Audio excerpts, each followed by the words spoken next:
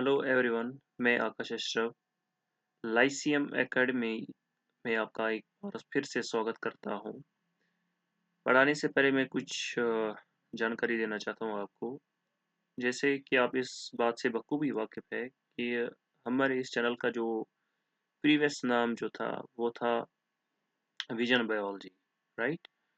तो कुछ स्टूडेंट्स की डिमांड की वजह से कि सर जब भी हम वीडियोस को सर्च करते हैं तो हमें कुछ वीडियोस दिखाई नहीं देते वहाँ पे, जिसकी वजह से हमें शायद लगता है कि शायद बायोलॉजी की चैनल है।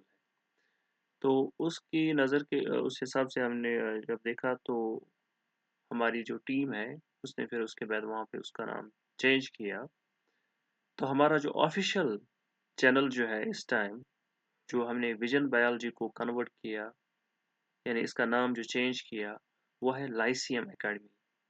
तो जितने भी लेक्चरर्स हैं जो इससे पहले हमने पढ़ाए, वो भी इसी लाइसियम एकेडमी पे अवेलेबल होंगे। उसमें कोई दिक्कत नहीं होगी आपको, आप उनको देख सकते हो। एंड जो भी फर्दर लेक्चर्स होंगे इंग्लिश, मैथ, बाकी सब्जेक्ट्स के, वो आप इसी लाइसियम एकेडमी पे देखोगे। तो बने रहिए चैनल पे। आज जो मैं टॉपिक पढ़ाने जा रहा हूँ, वो है 9th क्लास की 9th क्लास का जो हम पढ़ रहे थे बायोलॉजी वाला टॉपिक, बायोलॉजी। तो उस बायोलॉजी के केस में हमारा जो मेन टॉपिक जो है आज, वह है प्रोकैरियोटिक सेल। जैसे कि आप जानते हैं कि इस प्रोकैरियोटिक सेल के केस में ऑलरेडी हमने कुछ टॉपिक्स पढ़े हैं इससे पहले। This is the lecture number 3 और इस प्रोकैरियोटिक सेल में जो हमारा जो सब टॉपिक रहेगा वह है सेल एनवेलोप एंड साइटोप्लाज्म। क्योंकि इससे पहले मैंने ऑलरेडी पढ़ाया था इसके बारे में, प्रोकैरियोटिक सेल के बारे में, बेसिक इंट्रोडक्शन, राइट, और अलॉन्ग विद द डिस्कवरीज वगैरह जो हमने ऑलरेडी सेल में पढ़ा था। तो इस प्रोकैरियोटिक सेल में आज हम पढ़ेंगे सेल एनवेलप और साइटोप्लाज्म। जो ये सेल एनवेलप और साइटोप्लाज्म जो है, ये हम प्रोकैरियोटिक सेल के बारे में जानेंगे। चलिए, तो पहला वाला पॉइंट जो हमारे पास जो है वह है सेल एनवेलप। सेल एनवेलप हम किस चीज़ को बोलते हैं? डेफिनेशन के हिसाब से अगर हम जाएंगे तो ध्यान से सुनना। डेफिनेशन में हम क्या बोलते हैं कि सेल एनवेलप जो है ये है क्या असल में, ठीक।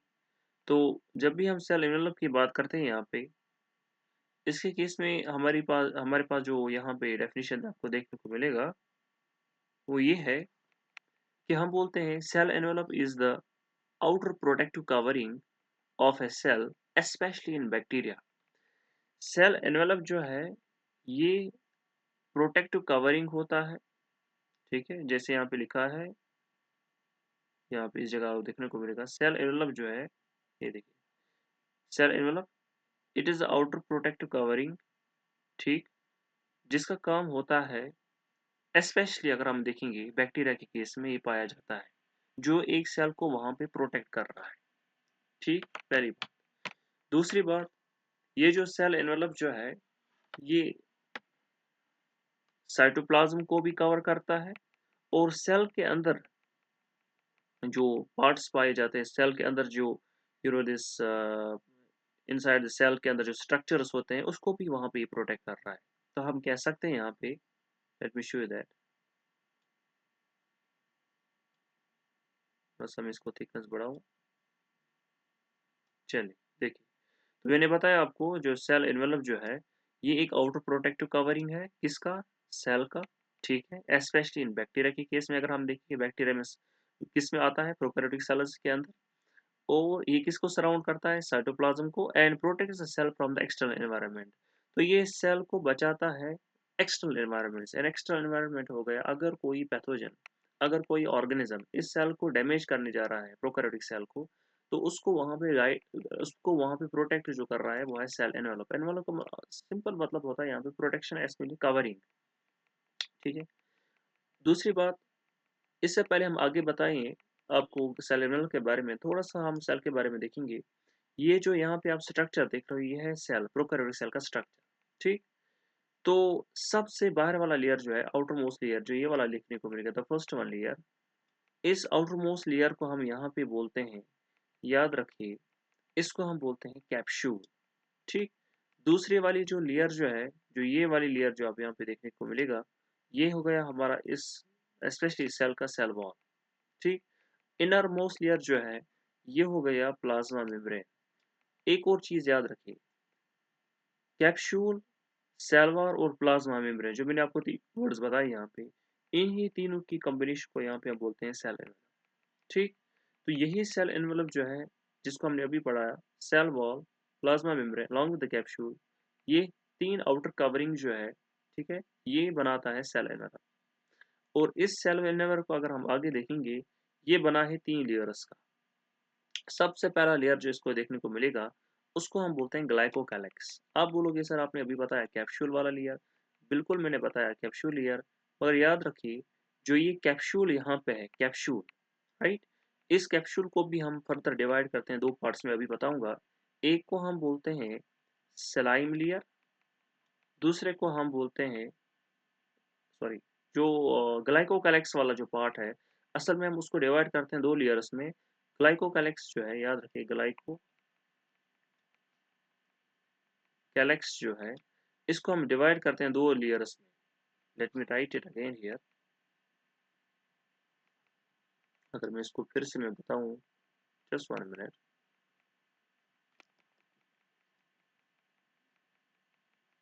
तो मैंने आपको अभी बताया, सपोज हियर, मैं इसको इरेज करता हूँ यहाँ से। तो मैंने आपको बताया अभी यहाँ पे इस वाले केस में कि जब हम बात करेंगे यहाँ पे ग्लाइकोकैलेक्स की, राइट, तो ग्लाइकोकैलेक्स जो है is actually made up of two layers, right here.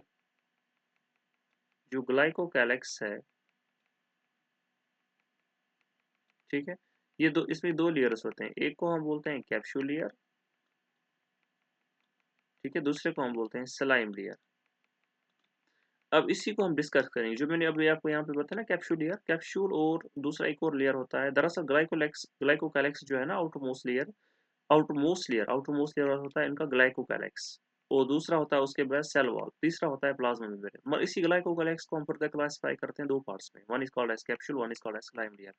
और जो यहाँ पे इस टाइम आप देख रहे हो, this is the capsule layer, दरअसल it's a type of glycocalyx. ठीक, तो यहीं पे हम इसी पे डिस्कस कर रहे हैं कि it is made up of three layers. Number one glycocalyx, जैसे मैंने आपको बताया, outer most layer is glycocalyx, capsule यानी और नाम से भी बोलते हैं इसको स्लाइम लेयर। दूसरा होता है उसको बोलते हैं सेल वॉल, तीसरा होता है प्लाज्मा मेम्ब्रेन। ठीक है, जो मैंने आपको इस टाइम सेल में बताया यहाँ पे, राइट। तो यही जो है तीन लेयर्स, ये इस सेल को यहाँ पे क्या करते हैं, प्रोटेक्ट करते हैं, कवर करते हैं। ठीक, okay,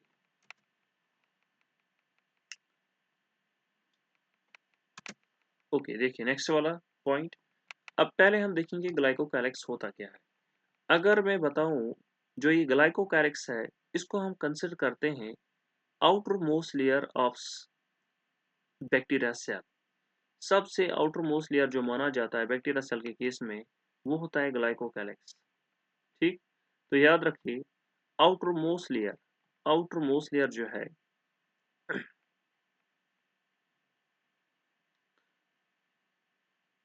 okay, outer most layer जो है, इसके केस में ग्लाइकोकैलेक्स के केस में हम बोलते हैं glycocalyx is the outer most layer of bacteria cell.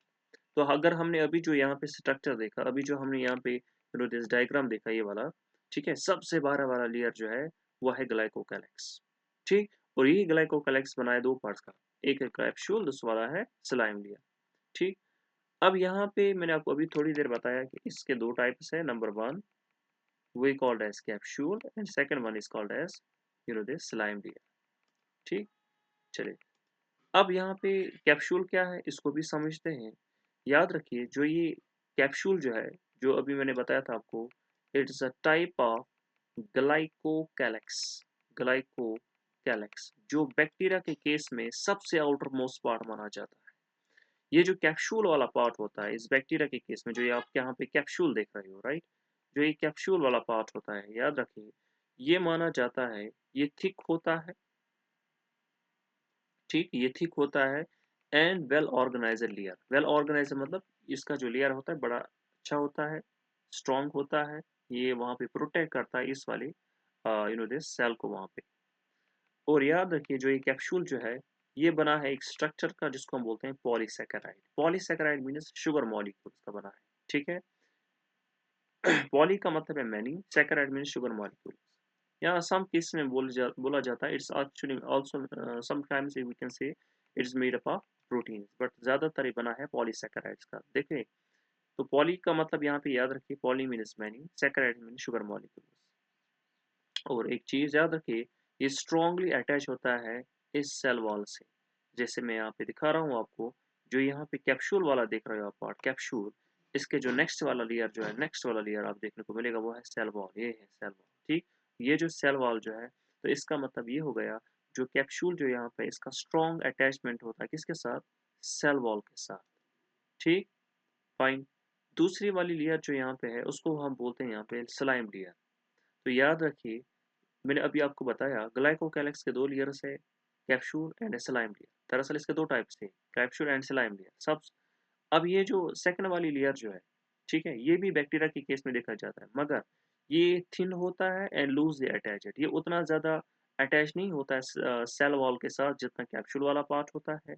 ये उतना थिक नहीं होता है जितना दिस कैप्सूल होता है। कौन, मैं किसकी बात कर रहा हूँ यहाँ पे, स्लाइम लेयर की। याद रखिए स्लाइम लेयर जो है ये थिन होता है बनिस्बत कैप्सूल से। स्लाइम लेयर जो है ये लूजली अटैच होता है सेल वॉल से। ये लूजली अटैच्ड होता है किसके साथ, सेल वॉल के साथ, ठीक है। दूसरी बात, ये इजीली रिमूव होता है स्लाइम लेयर। क्लियर। अब हम आते हैं इसके फंक्शंस पे। पहला फंक्शन जो है ग्लाइकोकैलिक्स का, क्यों बोल रहा हूँ ग्लाइकोकैलिक्स, क्योंकि इसमें दोनों पार्ट्स आते हैं, कैप्सूल भी और स्लाइम लेयर भी।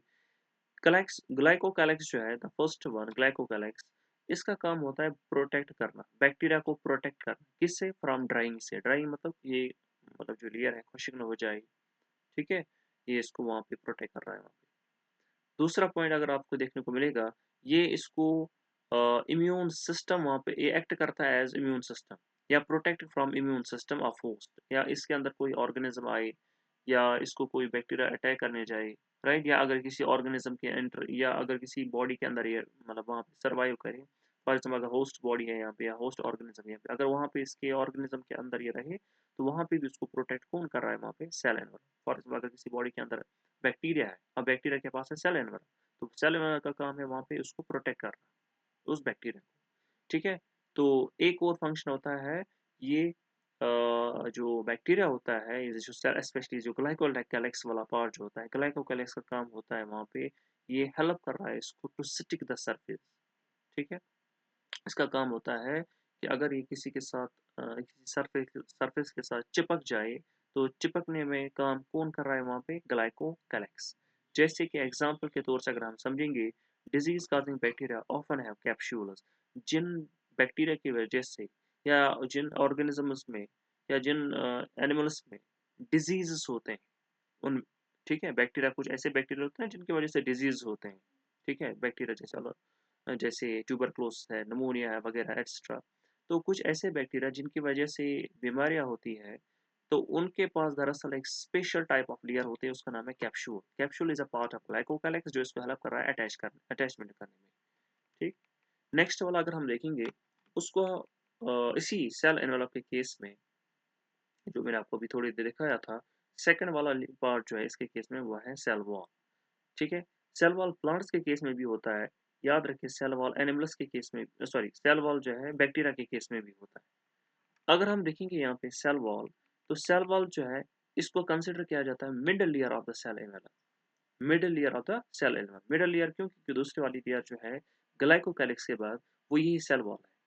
और याद रखिए स्पेशली इन प्लांट्स के केस में जो सेल वॉल बना है it's made up of cellulose, ठीक है।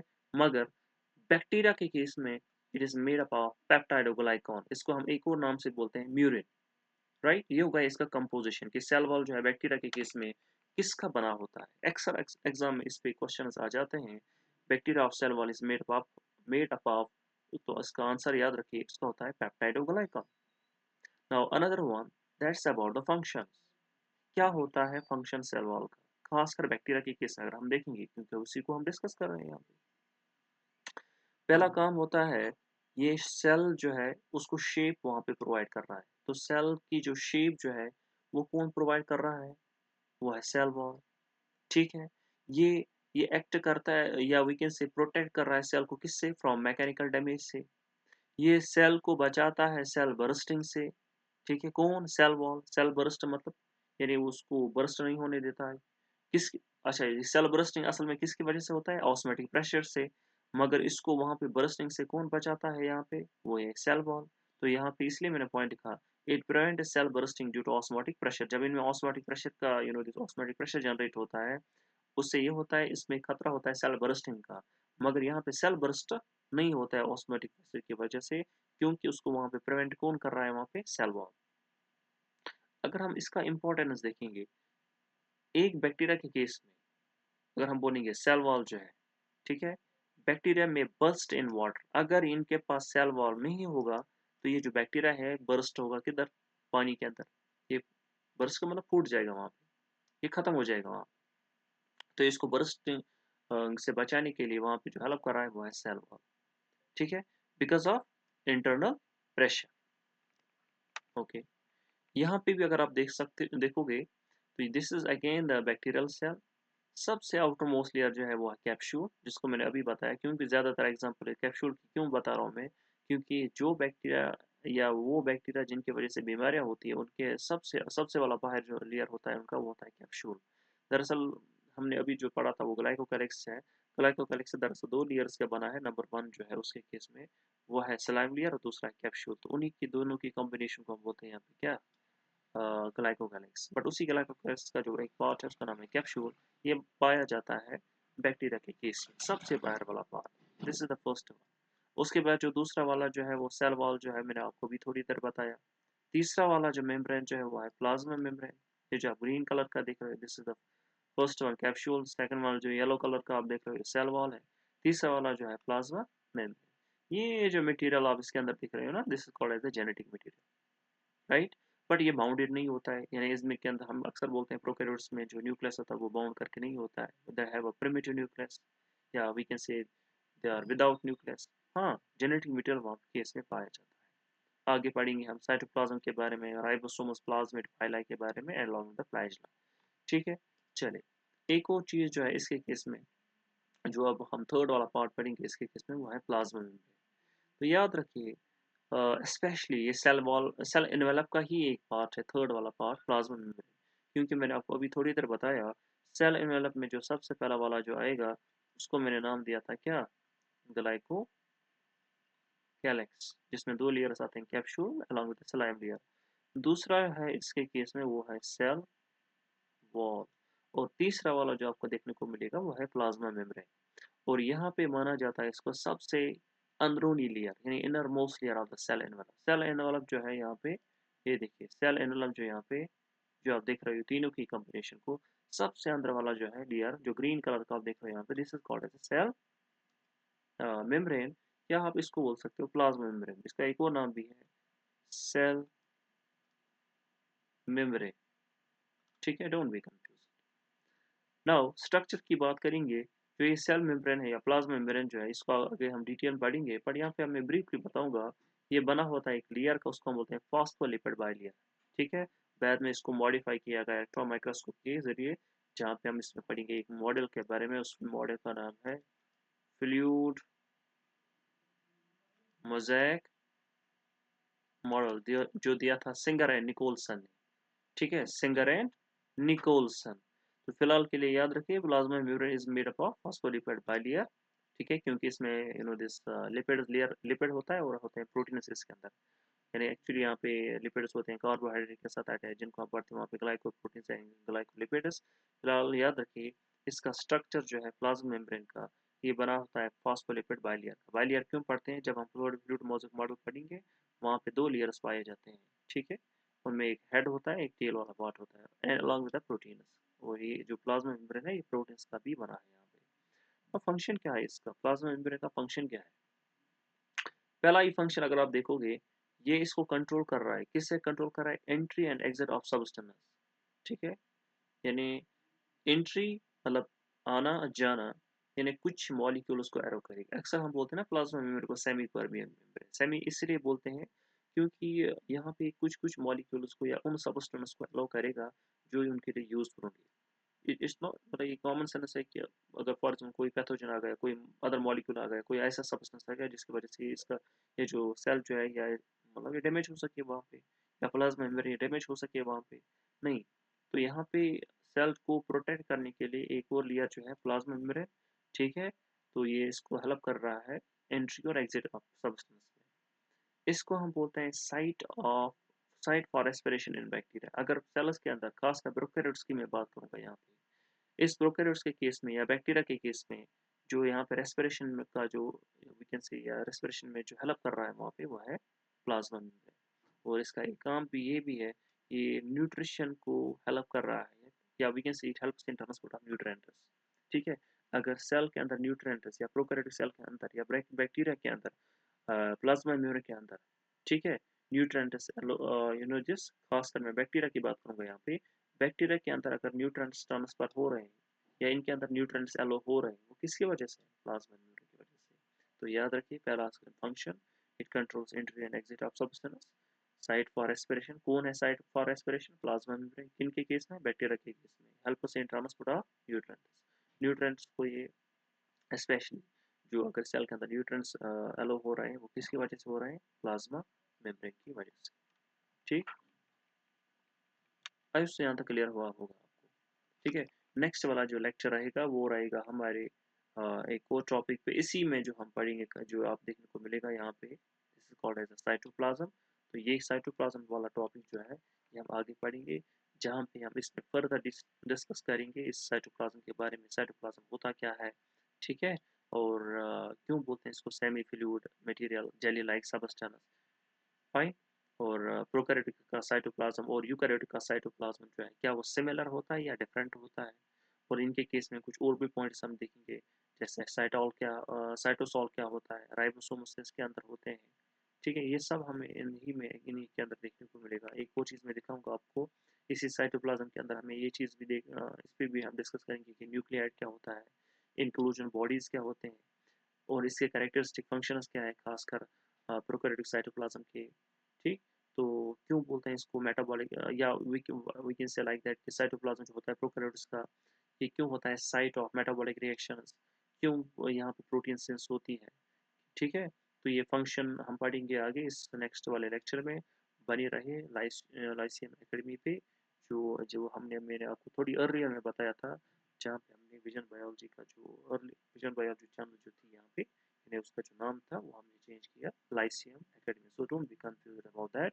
तो जितने भी लेक्चर्स आपको इस चैनल पे आएंगे, अपडेट होते जाएंगे, तो इसको आप वहाँ पे देखिए ज़रूर, ठीक है। और एक बात बताना मैं चाहूँगा, लाइसेंस एकेडमी ऑफलाइन कोचिंग भी करवाने जा रहा है। तो उसका जो लिंक जो है या उसके जो डिटेल्स जो है वो मैं आपको इसी में प्रोवाइड करूँगा, ठीक है। और उसकी लोकेशन जो है वो अकॉर्डिंगली आपको प्रोवाइड किया जाएगा लाइसेंस एकेडमी के लिए। फिलहाल आप ऑनलाइन भी बने रहें, तब तक के लिए टेक केयर।